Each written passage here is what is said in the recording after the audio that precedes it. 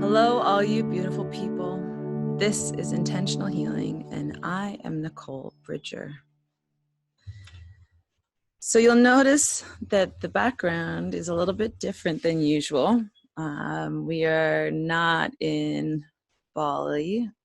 We came back to British Columbia, Canada, and so I'm wearing a little bit more clothes than normal. We had already planned to come back for my son's school break, but unexpectedly, my grandmother passed away, and we came back the day after we found out, and about a week earlier than expected for us to come back.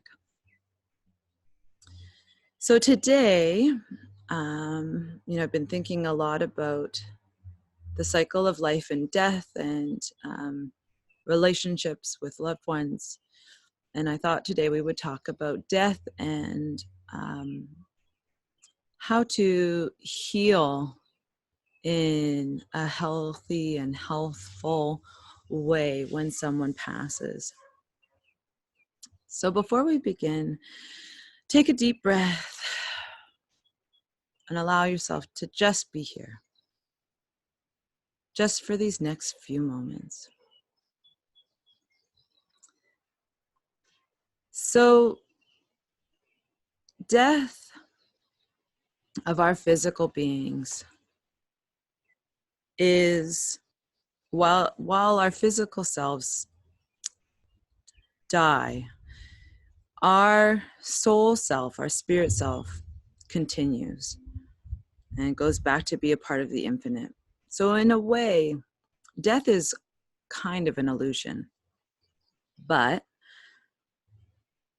it's a part of life. And in fact, one of the few things that we know is going to happen for sure. But this talk is not about, whether heaven exists or not, and this is not an existential conversation. This is a more practical conversation about how do you heal when someone dies. Often we can have strained relationships, and when someone passes, we feel regret, or we're not able to heal in a healthful way because there were things that weren't said. My grandmother and I had sometimes a challenging relationship, though we loved each other very much. My uncle said it so beautifully in her eulogy that she was a product of her times. A lot of unmet potential, and because of her lifestyle, she had everything that she needed, but often focused a lot on small things and worried about small things, and could be rather prickly in our exchanges. I often left after having a visit with her. I would leave feeling a little bit beaten up and bruised. Though I think somehow her being judgmental on us, I'm not sure if it necessarily was coming from love or not. But you really almost had to go sort of feeling prepared. Now, I was very lucky that I had my healing journey while she was alive and came to a beautiful place of forgiveness with her. Now, that didn't involve me saying anything directly to her about it, but it was about my journey and myself that brought me that peace and healing. So that when she did pass, I didn't feel confused or broken, or I felt at peace. And So what I want to talk to you about today is, how do you get to that place? Now, you can do this while the person is alive or has already passed. Because the thing about forgiveness is that it's not about the other person. This is a journey into yourself. And you can do this at any time. So let's look at the example of my grandmother. She would often comment on my physical body or what I was eating. Now, when there was a part of me that believed her or agreed with her, it would hurt. Her comments would hurt. So that's sometimes why we hold unforgiveness, is because there's a part of us that's afraid that they might be right. Maybe I'm not lovable unless I'm skinny. Then there was another voice that was sad that someone close to me would be so hurtful, wishing she was different.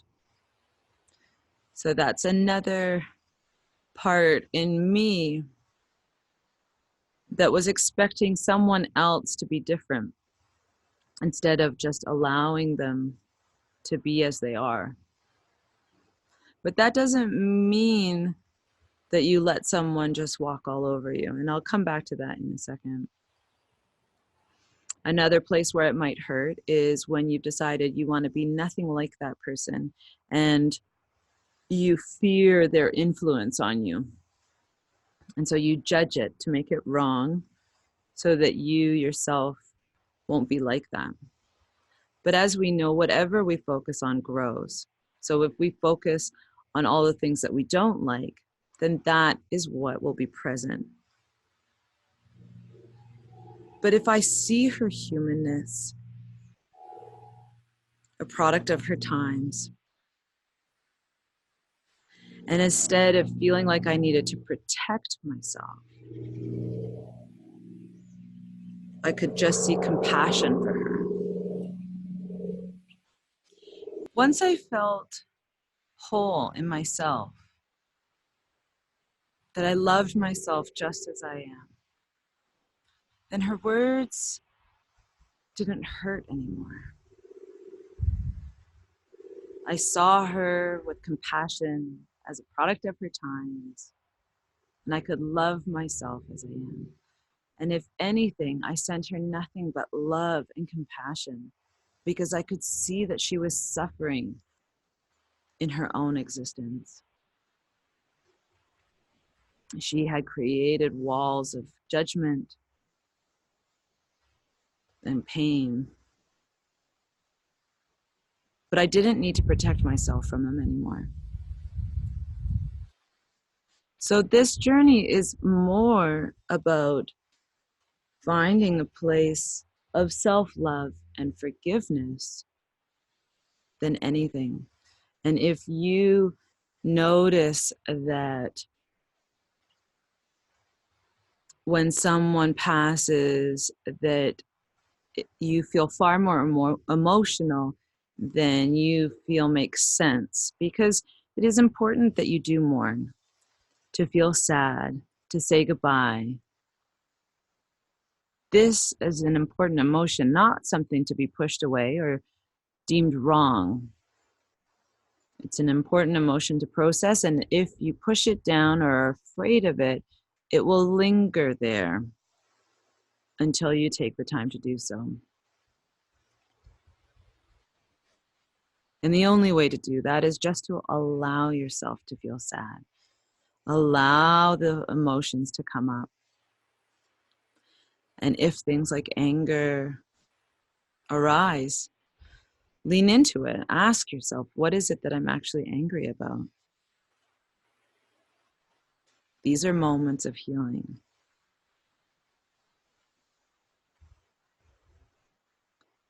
And just because I came to a place of forgiveness with my grandmother doesn't mean that I put down all my boundaries. Forgiveness does not say, come and walk all over me. In fact, when you truly forgive someone and are on your healing path, you may decide that with love and compassion, perhaps a limited amount of time together is what's best for you. But that requires listening in here with a lot of love, self-love. With self-love, you can create healthy boundaries.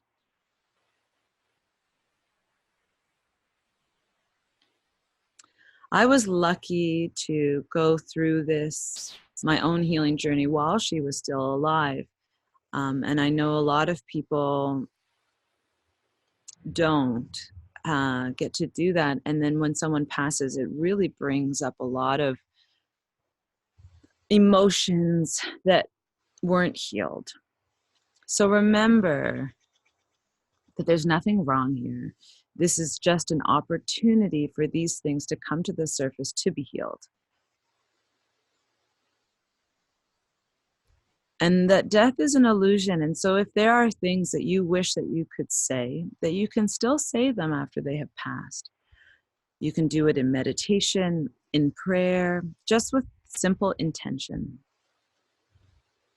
My mother told me a few days ago that in the last few months of my grandmother's life, that she was feeling remorseful for how she treated me. And this touched me really deeply, that she was worried about our relationship.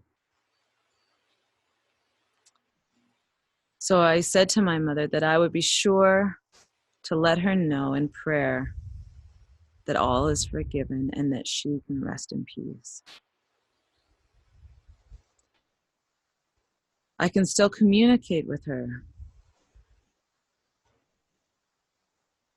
Tell her that she is forgiven, that she has no worries here, that I love her, and I thank her for all that she has taught me.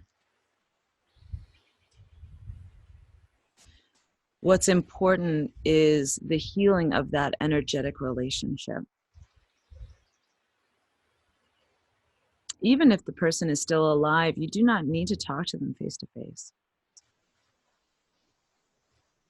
This is about the healing inside you.